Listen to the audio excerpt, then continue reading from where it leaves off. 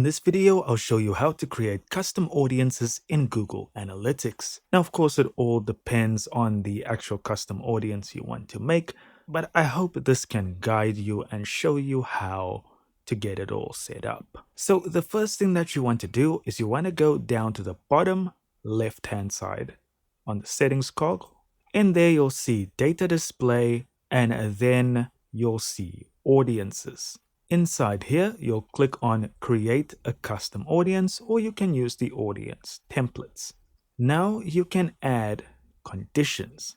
So if you click over here, I think we'll just use an event.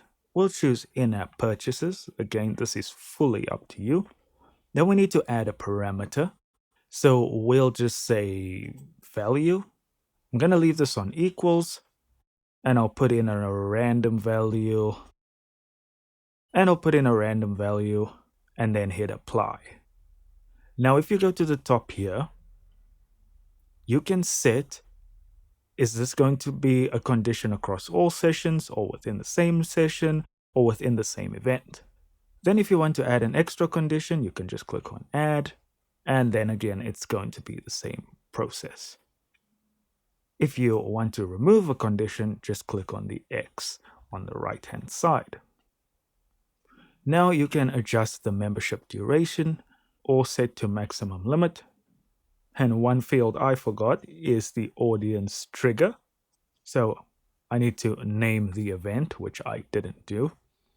So let's go to the top here and give our audience an actual title. That should have been step 1. And then we can hit save. And there you go. You'll see our new event over here. And you can create as many events as you want, as complicated as you want. Thank you so much for watching.